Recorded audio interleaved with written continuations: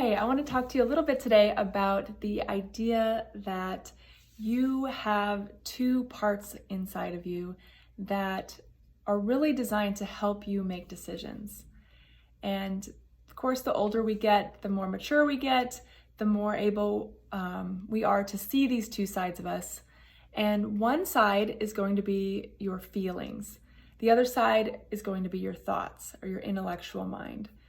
And I know when we're young and you describe someone as immature, a lot of times what you'll see is that they're reacting based only on the feelings that are occurring in the moment. And so, they feel sad and they're reacting. They feel angry, they're reacting. And, as we get older, we start to realize that there's this other side, this intellectual brain or the higher brain that is giving us thoughts about what's happening. And a truly mature person is going to recognize that you really need both of those things. You need to be aware of the feelings that are occurring because your body's trying to tell you something.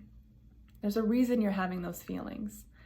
But then pause, instead of reacting immediately, realize that there's the intellectual side of you as well. What does your higher brain say about the situation that's occurring? What information do you have about how these types of situations tend to happen, or what's maybe the best way to respond to that situation? Perfect example, when I was first married, the second I felt that my husband said something that I didn't like, I would immediately want to sit down and hash through it and talk about it ad nauseum until I felt like he truly understood what I was saying. And a lot of times that ended up, in a couple days where, we didn't talk to each other because he felt attacked and I didn't feel understood. And so what I was doing was just reacting on my emotions. I felt hurt. I wanted to deal with it right then and there.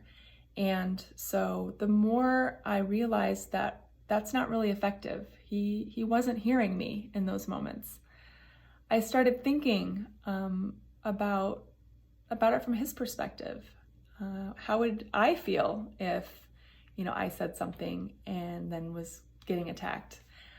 I also thought a lot about how my husband likes to take in information. When does he seem more open to these types of conversations?